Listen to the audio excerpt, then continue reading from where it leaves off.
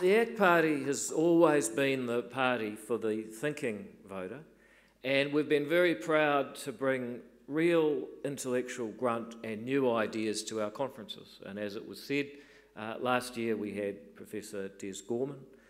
Yesterday, in the Canterbury edition of the Real Change rallies, we had Professor Ananesh Chowdhury, and today we have seen real thought leadership from Professor Elizabeth Rata, all Auckland professors, I might add. This idea of partial loyalty is perhaps one of the most powerful concepts for thinking about what our society should be and what has gone wrong with it in a non-prejudicial way, in a thoughtful way that anybody can put down their particular perspective and get behind. The idea of a partially loyal society where the citizen is able to choose what is important to them, and people who wish to have power have to compete for their attentions and support, not demand it. And I'm so proud to be part of the only party in New Zealand that gives a platform to such people to put such ideas on the national agenda. Thank you very much, Professor Rata. Thank you.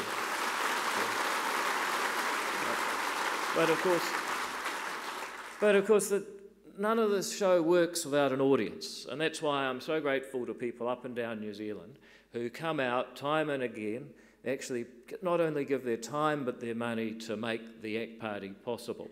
Over the last 3 weeks that Parliament has not been sitting, ACT's MPs have met with, listened to and spoken to over 2,500 New Zealanders, including 227 people in Cambridge.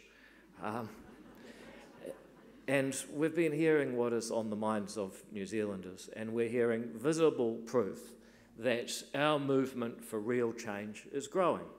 But I think the question is why? Why are people giving so much more time and money to politics and to ACT specifically at this point, which is still more than a year away from the election? Well, part of the reason is the absolute state of things in New Zealand right now. It's actually difficult, although an interesting challenge, to imagine how our government could screw up more things worse than they already are. Every day people see prices go up, but the cost of living crisis is not just about prices. It's about a state of anxiety. Will this blow over, or will it get even worse? How should I make decisions? How much further will mortgage rates rise before I'm due to fix again? And why is this happening? Over the COVID period, well, the Reserve Bank, as we heard from Brooke, and wasn't that an excellent speech showing the economic credibility of soon to be the only economist in Parliament? Another, which will be an excellent development for a variety of reasons. But as we heard from Brooke, $53 billion of printing by the Reserve Bank, which aided and abetted $76 billion of deficit spending by our government over 2 years. And if that's not inflationary, nothing is. Labor also closed the border for 2 years, and they're making a very lackadaisical effort to reopen it. They never had the courage to reset immigration down to the 30,000 net arrivals they campaigned on, but they've been more than happy to let COVID have the courage for them. The impact on hospitals, building sites, agriculture, horticulture, fisheries, tourism, you show me an industry and they will show you a labour crisis. And of course, when firms can't produce because they don't have enough people, there's a shortage of goods. I was talking to a chicken farmer just a couple of hours ago. They employ 220 people. Well, they would, but they're 60 short. And you think about the impact of that on production in New Zealand. And it's not just a shortage of workers. We live in a country that has a chronic shortage of, wait for it, plasterboard. I mean, you can't make this up. Now, I first gave this speech 2 weeks ago at the Wellington edition of the Real Change rally. And I was joking, it won't be long before we see the Hells Angels shifting plasterboard in this country. You remember when they were smuggling KFC out of Auckland during lockdown? Plasterboard's next. And then I was reading the New Zealand Herald this week, and I read that tradies are sleeping overnight on building sites to make sure no one nicks their plasterboard. By the way, I refuse to say the G word. But you think about what this stuff is. It's a sandwich of cardboard and plaster. I mean, the only thing lower tech is a piece of wood. And yet, somehow, successive governments have made it so complicated to import and install, legally at least, that's why we've got a black market, that only one brand gets through the regulatory labyrinth of 70 territorial authorities, MB brands, you name it, they're all out to regulate your cardboard plaster sandwich. And of course, once that one supplier that got through the labyrinth is at capacity, we've got the world's only black market. And as Brooke said, the Prime Minister's abundance of caution. Man, some of these buzzwords are coming back to haunt us. The abundance of caution is an abundance of cost, only in New Zealand. And as Nicole ably described, we are now reaping the consequences of having no consequences for crime. Just a couple of weeks ago, a man who punched a pregnant woman unconscious was let out on Home D. Why? Well, because a cultural assessment found he hadn't been properly introduced to his whakapapa. He didn't know his mother, and that must have been hard. And here's the advice, get this, the judge gave him. He said, hold up his fist and see how big it was, to see how it might damage people. And he promised the judge he would. No, you haven't gone insane. This is happening, according to the Herald at least, and it is wrong. And it gets worse. The thing is that the woman he punched was pregnant with his own 17th child. Now, I wonder how many of them will be connected with their whakapapa by knowing such a father, and whether that would be a good thing. Only in New Zealand, where we have a government that thinks reducing the prison population is more important than keeping people safe. And we heard from Tony Severin, our corrections spokesperson from Christchurch. She pointed out the government currently has 889 gangsters on the national gangs list, convicted of a crime and out in ankle bracelets. 340 of those were there for violent crimes, 44 of those for violent crimes with a weapon. Now let's just think about this for a moment. The logic of home detention is largely to ensure that people don't go to prison and learn to be worse criminals. The thought is there's a chance at rehab. But if you're on the national gang list and you're guilty of a crime assaulting a person with a weapon, I mean, how much worse do you think they're going to get if they go to prison? This is the problem with our government's ideological approach to public safety. They're removing 3 strikes to give the worst of the worst a clean slate. And yet, as Nicole also mentioned, they're about to spend $200 million on developing a firearm register. And what exactly is the purpose of this? Well, here's how it works. Next time a gangster shoots someone, you'll know which law-abiding person they robbed to get the firearm. And knowing this government, they'll probably leak the register, and the gangster will have used the register to find the person to steal it off. I mean, it's just... And they're the same gang that got money from the Labor Party that was confiscated off them in civil asset forfeiture for selling drugs, and the purpose of giving them the money was to encourage people not to use drugs. I mean, you've got to be kidding. Have you ever heard of a bigger circle of conflicts of interest in the history of our democracy?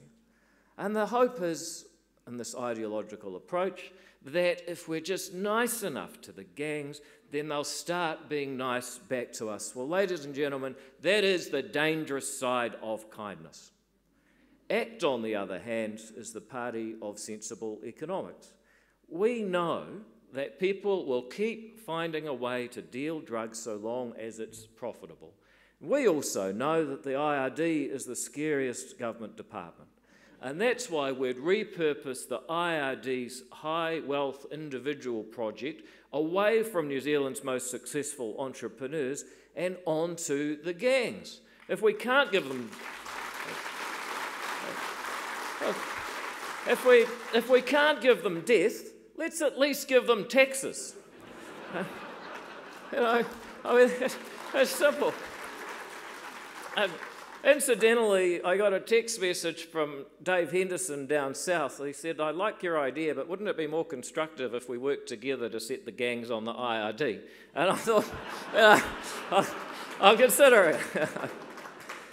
And despite all of these problems, I got some good news. New Zealand is a liberal democracy, a multi-ethnic liberal democracy with institutions to grasp its problems and generate solutions that most, if not all of us, will eventually accept. Now, since I first drafted this speech, we've had news. Willie Jackson tells me that that's not true, because democracy has changed now. Oh, you can't make this stuff up. Instead, we now really have a liberal democracy being undermined by a government intent on dividing us by ancestry. And after centuries of struggle for universal human rights, Labour, to borrow a campaign phrase, are now trying to make discrimination great again. You know, and it's not just one of their bad ideas. When the government tells people to regard each other as members of a group first, and thinking and valuing individuals second, don't be surprised if people start to believe them. And that's why it's actually one of Labour's positively dangerous ideas. As a country, we're in an absolute state. And that's why our Prime Minister has become New Zealand's most prolific tourist lately. You see, she gets a far better reception overseas because people over there don't have to live under her policies. It's not surprising that people who do have to watch the country they were building be swamped by crisis after crisis and the cost of living, crime, co-governance, turning up in big numbers to change the government. The question, though, and the question before us today, is how do we ensure it's a government of change? Because some people say, if we just change the faces in the beehive, we'll all be better. But we know it's not enough to just get some half-competent managers, because we've tried this before and it doesn't work. It doesn't help to get a great manager if all you are managing is a great decline. And that, sadly, is where we find ourselves today. We're in very real danger of losing our first world status. Just ask anyone needing modern medicines. Over the past decade, as Brooke, our health spokesperson, among other things, will tell you, we've registered 3 times fewer new medicines as the 20 top OECD countries. Doctors who return from overseas fellowships are positively embarrassed when they find out what their foreign counterparts are able to prescribe that is unheard of in New Zealand. In just 2 generations, my dad's lifetime, this country's gone from the 3rd wealthiest on earth in 1952, and he's annoyed because I revealed his age publicly, to 31st today. And as we also heard from Brooke, in the past few years, Slovenia, the Czech Republic, Lithuania, countries New Zealand used to charitably take orphans from, have overtaken New Zealand in wealth produced per hour worked. In other words, in productivity. And then there's a more relevant comparison closer to home. In 2017, the median Australian earned $17,400 more than the median New Zealand wage. That gap today is $24,000. The wage gap across the Pacific has grown by $6,600 in the past 5 years. And it's little wonder we have one of the largest diasporas in the developed world. You know, we estimate 23% of those born in New Zealand now live outside the country. And the problem is not that people don't want to live here. It's that the New Zealand taxpayer is training people for export, and it's very expensive. It creates a spiral where higher taxes and poorer services are required to make up for those who leave, giving more people reason to leave. And one of the key drivers of this decline is education. The Education Hub from Professor Rata's faculty, or at least one of her colleagues, recently published a report, and I had to chuckle at the title for a very short time because it's not ultimately funny. The report was entitled, "Now I Don't Know My ABC." It says that 35.4%, over a third of 15-year-olds, struggle to read and write. That's a direct quote. What on earth did the education system do with those kids for 10 years, 12, 13 if you count ECE? And what state were those kids at when they arrived at the school gate? That problem is bookended by the fact we just can't build enough homes in this country. Perhaps the greatest tragedy of all is that we're a country practically uninhabited that does not have enough spaces for people to live. We've managed to use planning, infrastructure funding, and building consent processes so crazy that we've managed to have some of the most expensive housing and one of the lowest population densities on earth in the same country at the same time, only in New Zealand. And the thing about all of these deep, long-term problems is that they're not just the fault of the current government. Now, make no mistake, I'm quite confident that Jacinda Ardern's unique mix of obliviousness and condescension is accelerating the trends. But also, let's be clear that the trend of decline has been with us for at least 70 years. That's why I don't vote National. They've been in power for 47 of the last 72 years. If the National Party were the solution to the problem, we wouldn't have the problem anymore. And that's why, thank you. And that's why we need a different type of government, a kind that this country hasn't had before. You know, we've never been closer to achieving our goals, but that doesn't mean that we're there, just that we're closer than we've been before. Not only do we have a strong chance of the government changing, we have every chance of the ACT Party being an indispensable part of the new one. Every previous MMP government has had at least 3 in a bed, the exception being the current one-party government. And I predict that with everything we're going through right now, the people of New Zealand will not trust a one-party government for at least a generation. New ACT is campaigning to be the first true two-party government, and that means we have to be bigger than the Greens. We need to make it mathematically impossible for National to have a safety valve where they sign a signed deal with those communists. And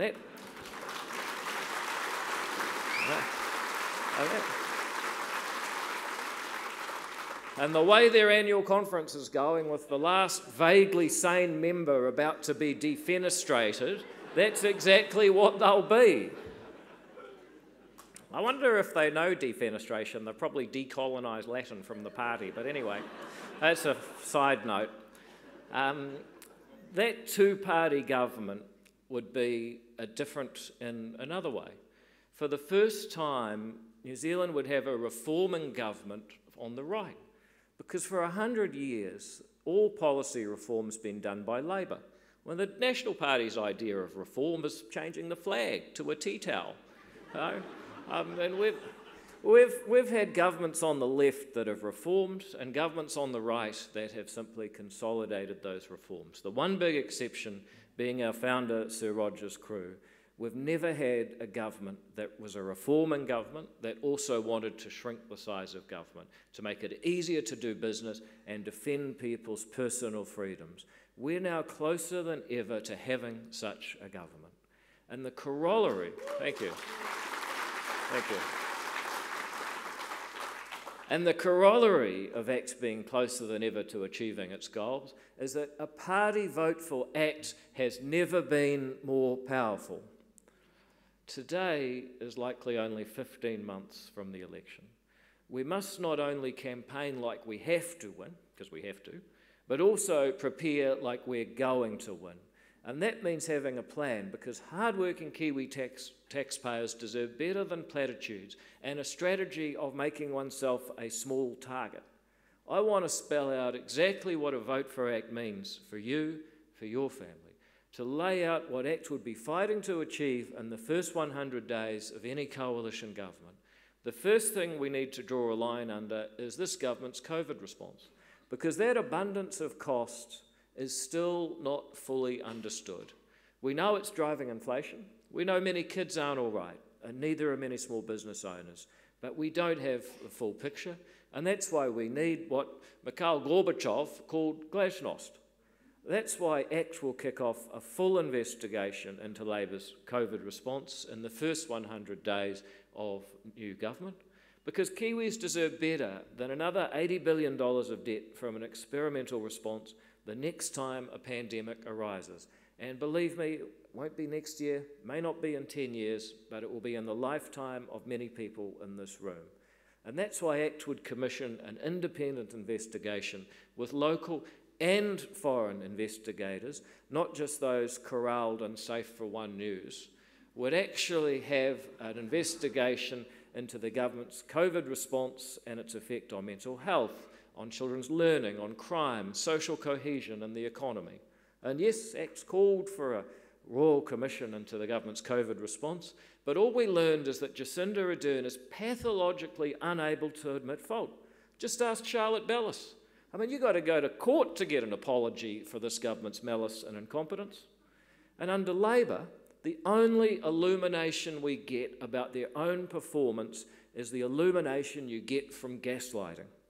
You know, they pretend against all rational evidence that their actions aren't the reason our health system's crumbling, businesses are closing, and COVID cases are rising, now almost leading the world. ACT's investigation will find the facts and fix the faults, producing a plan that will protect New Zealanders across all aspects of their welfare in future pandemics. And this investigation will not be an in-house affair. New Zealand is too small for an objective investigation. That's why we'd take people from a range of countries that did things well and not so well. We'd ask Taiwanese, Swedish and Australian experts, for example, to be part of the investigation. And its terms of reference would include, but not be limited to, the effects of the government's response on mental health and children's learning and crime, the effects of the government's response on social cohesion and trust in institutions, the fiscal and economic costs of the government's response, including the use of unconventional monetary policy, the cost of saving a quality-adjusted life year from COVID in comparison with what we're prepared to do to face up to other challenges, the compliance with the Bill of Rights and whether the restrictions were always, as the bill requires, justifiable in a free and democratic society. We'd examine the absorption of technologies for testing and tracing into the response, and that requires a relationship with things called businesses and the private sector and other partners such as GPs, hapu and iwi and community vaccination centres. You know, we'd ask about the quality of advice and the government's intention to advice from a range of departments other than health, such as the Ministry of Education and the Treasury. Can I do an experiment on that? Does anyone here know who Iona Holstead is? Yes. Yep. She's the Secretary of Education. She is the direct equivalent of Ashley Bloomfield. But has anyone seen her on the podium in the last 2 years explaining what we're doing to kids' education? Well, that's the problem. We'd also ask about how we got from being first in the queue to the last in the OECD for ordering and distributing vaccination. We'd expect the investigation to be completed within 1 year. It had become an asset that could save New Zealanders tens of billions in the future, and it's necessary because we literally can't afford to repeat Labor's handling of this pandemic. But the truth is, everyone's a bit tired of COVID. We need to draw a line under it and deal with Labor's other damages. One question I get asked a lot is, can you actually reverse these laws? Can we break the cycle? And the simple answer is you can do anything if you got 61 votes in Parliament. That will require, though, more than one party with political courage. ACT often talks about the kind of ideas that we need to make New Zealand hum. We have a choice, and in stark terms, we can be a low-tax, high-growth, liberal democracy, or where we're headed, to be a high-tax, low-growth, ethno-nationalist state. We could, if we're not careful, end up being a kind of nuclear-free version of North Korea. And that won't help productivity or the diaspora. You know?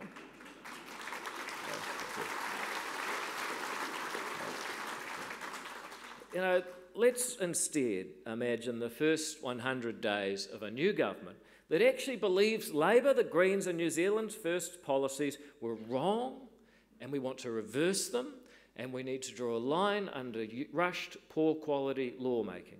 We need to commit to sober, careful regulating with New Zealanders' long-term prosperity put ahead of short-term political expedience. And here's how we'd start. Making a bold and brave decision that looks beyond the next election to the next generation.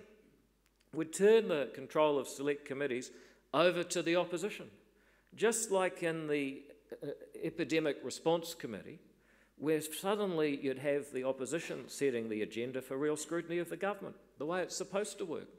And some people say, you're mad, why would you win power only to give it back? Well, actually, that perfectly sums up ACT's purpose.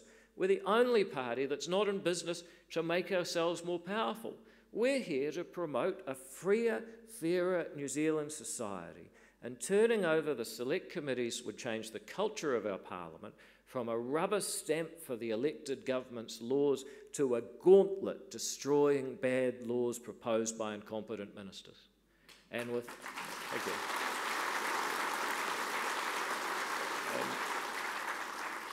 We're making constitutional reform sexy.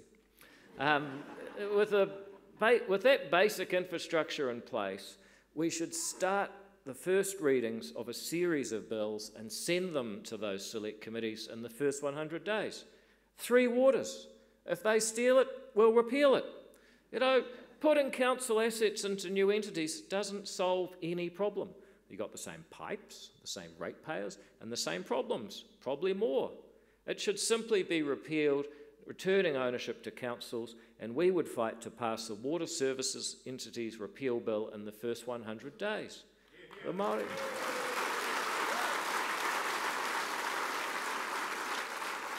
And the Maori Health Authority, well, we do need to be more effective and efficient at delivering services, but creating 2 parallel healthcare systems means the exact opposite. The Maori Health Authority should simply be removed with legislation introduced and passed first reading in the first 100 days. And then there's the large kauri tree, the Reserve Bank Act. The Reserve Bank Act changes, giving the Reserve Bank 2 targets, one being price stability and the other employment, with only one tool being the official cash rate, was a logical madness. Blurring the line between government and the bank by putting Treasury officials on the board was borderline treasonous. These changes have led inflation back and should be reversed with legislation introduced in the first 100 days. What about... Now, the Public Interest Journalism Fund, it's $55 million over 2 years, and I don't believe it's large enough to help or hinder the media as much as many suspect. However, it is pernicious enough to destroy faith and trust in our institutions. No wonder the government now has a, quote, misinformation project. I thought that was their policy. Which should also go, by the way. But here's my favourite. You know the guy, the guy with the little notebook, the Foursquare guy? Well, that's what I first thought of when the government announced that we're going to have a grocery commissioner. Say no more. The legislation that created the pointless market studies by the Commerce Commission needs to go. The market study in the grocery sector has so far concluded that more bureaucracy is the answer. This needs to go with repeal legislation passed in the first 100 days. The Zero Carbon Act is legislated insanity. It's a gift to bureaucrats and busybodies. Thank you.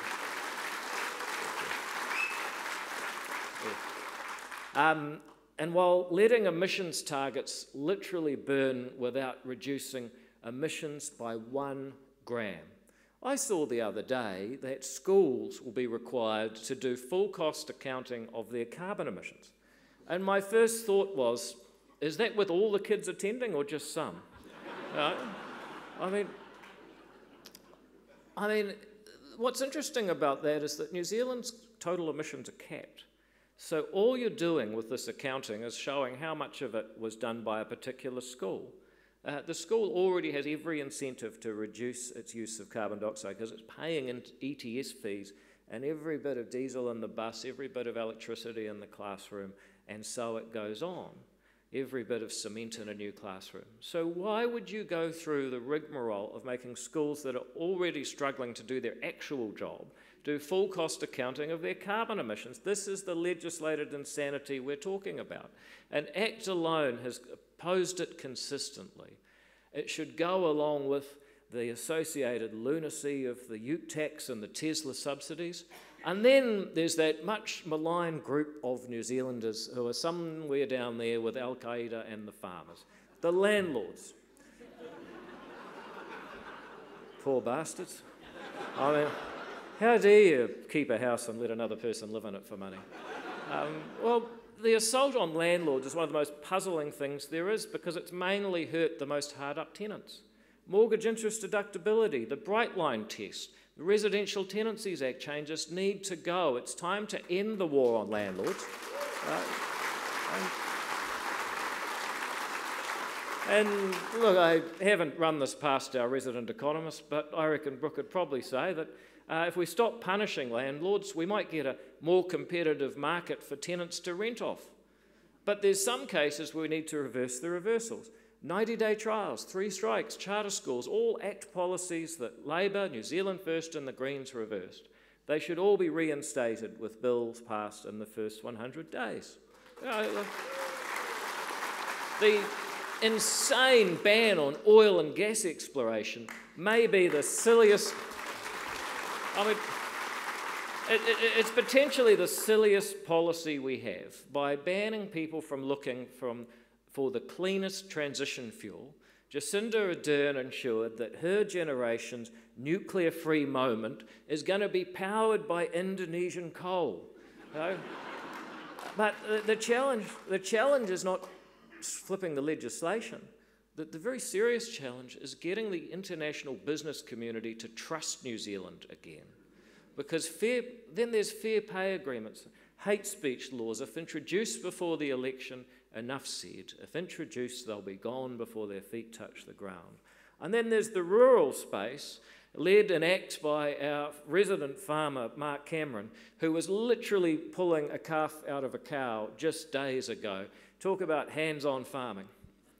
Some of the greatest New Zealanders are farmers, and yet they're treated with that unique mix of ignorance and self-righteousness by a government willfully blind to the struggles that they face trying to, wait for it, feed people. And besides the Zero Carbon Act, thank you. Besides the Zero Carbon Act, there's the freshwater laws, live animal export bans, the anti-property right, Crown pastoral lease reforms. All of those need nullifying with legislation off to Select Committee in the first 100 days. And then there's Oranga Tamariki, one of the most vital and worst performing agencies. You know, police say there's nowhere to take the ram raiders. That's one of the fundamental problems. They take them back to the household that allowed them to go out and do the last ram raid, and guess what? They go out and do another ram raid. Why do we have Oranga Tamariki? And why does Oranga Tamariki have to follow Section 7AA, which says it's more important that a child is placed with its hapu than anything else? Well, I've seen Maslow's hierarchy of needs. Where did they slip that in? You know, we haven't mentioned the Plant Variety Rights Bill that establishes a Maori Plant Varieties Committee. Well, some people know I am part Maori, and I've looked deep inside myself for my special insights into botany. It's just not there. But it's actually offensive to people who do devote their life to studying and upskilling and growing their knowledge about the natural world around us, to say that someone might have a special insight just by birth. And that's very much the kind of accumulation or merger of wealth and power that Professor Rata warned us of just a short time ago. We assume, of course, the COVID-19 Public Health Response Act will lapse before the election, but small business, they can't take the additional costs that is being put on them, an additional holiday, extra sick leave, endless minimum wage increases. It's as though the government is doing an experiment to see how resilient our small business really is, and sadly, too many of them are at breaking point. Now, not everything that must go is on this list. It's a work in progress. But everything on this list must go. And then there's some more fundamental stuff. Go to school, listen to your teacher, do your homework, get good grades, turn those into qualifications, into a job, into a career. Save money, invest it carefully. And if you do everything like that, then maybe things will work out okay. Maybe you'll be comfortable. Along comes the IRD with 6 different tax rates on income to make sure that for every effort there's a little bit of extra confiscation. Mixed messages for our kids, I tell you what. And it's also impractical, because last time we introduced a 39-cent tax rate, Michael Cullen of We Won, You Lost That, Eat Rich Prick fame, he's mixed up. It's led to a spate of new trusts and avoidance vehicles. So tit for tat, Labor are now making the IRD even more draconian to stop tax avoidance. Now that rate should go with the mini-budget implementing Act's alternative budget in the first 100 days. And that means, as Brooke said, the South Pacific's lowest, flattest, fairest tax system with 2 rates of 17.5 and 28, sending the message that this is the country of aspiration that every single New Zealander or their ancestor came to for opportunity. There's the question of public ownership. The mixed ownership model should be applied to SOEs. Imagine TVNZ being answerable to real shareholders on the NZX. I think it's worth it just for that. It'd also free up $8 billion for debt repayment, increase the liquidity of our stock market, and it would also ensure that productivity growth would be higher, as it has been for the power companies that have the mixed ownership model over the past decade. We'd also open up to foreign investment from friendly, democratic OECD member countries who share our values. People complain we've got a duopoly in supermarkets. But what they forget to say is, in the Overseas Investment Office, we actually have a government department standing ready at the border to give hell to any supermarket chain that dares think about coming to New Zealand. Are we surprised by any of this? No, we need to zero-base the public service. And as a rule of thumb, if nobody would notice them go, they go. We need to get...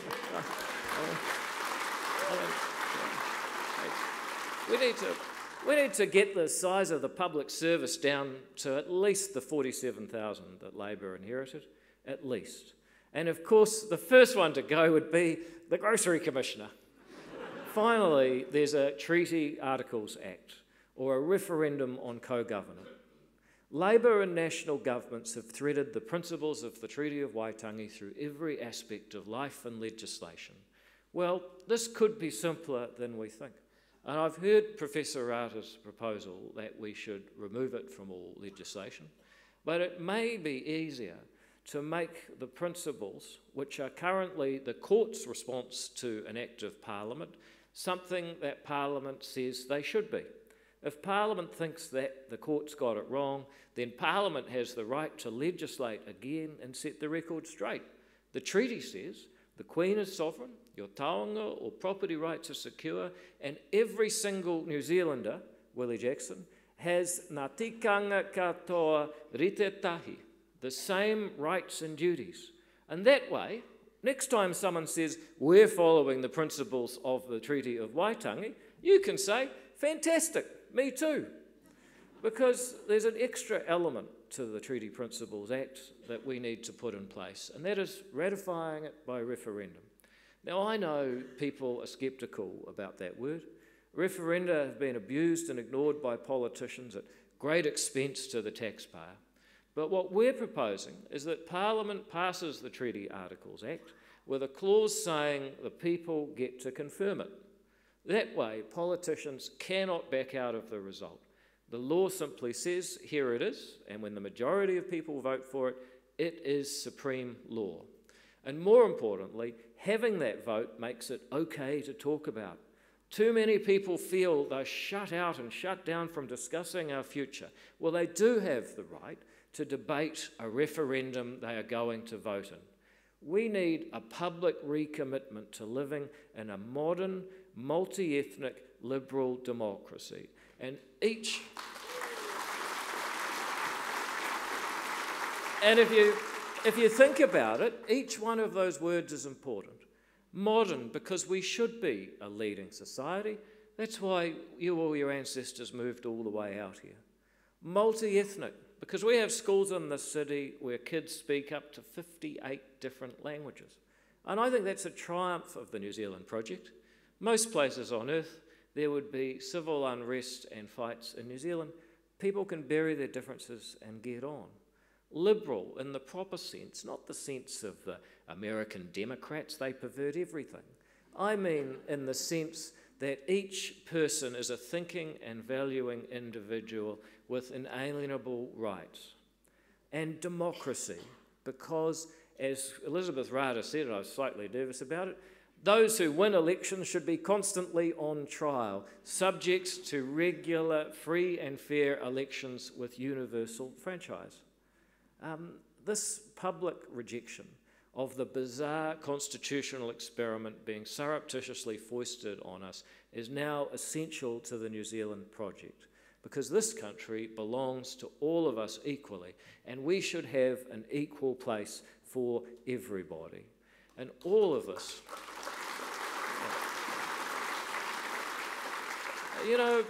all of this is possible with enough political will. But history tells us that none of it is going to happen unless ACT is a large and indispensable part of the next government. Some might even say that this legislation is too ambitious for the first 100 days. Well, actually, taking on this agenda is the litmus test for a government of real change. Let me sum up. None of us are forced to be here today, but thank you. We're here because we understand that politics and policy shape our future. Maybe not tomorrow, maybe not the day after, but we know no country can outperform its policy settings forever. Right now, we are subjects to political and public policy mediocrity. Not only are there poor regulations, poor government services, and high taxes for what we get, they're all making us poorer. But we're also experiencing a culture of division that goes beyond one of Labor's bad ideas. It is positively dangerous. We're on a path that means our first world status is in danger. Our status as a modern, multi-ethnic liberal democracy is in danger. We have to protect and promote the values that will give future generations peace and prosperity on these islands. And yet, we find ourselves faced with a political system that offers too little choice, too timid, tepid and tired organisations committed to their own special interests ahead of hard-pressed Kiwi taxpayers. And that's why it's time for one of New Zealand's periodic economic, social and political revolutions. It is time for a new kind of government, the first truly MMP government that shares power and the first reforming government that believes in the power of consumers and taxpayers not hoarding it for themselves. We are closer than we've ever been, but we have just as far to go. For the next 15 months, we must campaign like we have to win and prepare like we're going to win. And at the heart of this mission is hope.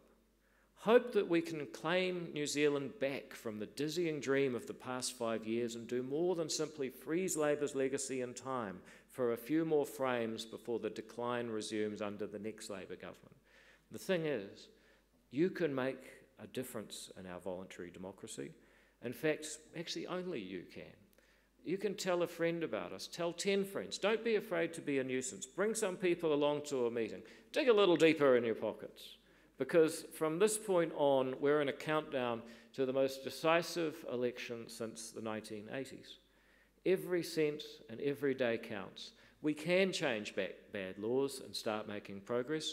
And if that's the kind of government you hope for, please join us in our campaign for real change. Thank you very much. Thank you.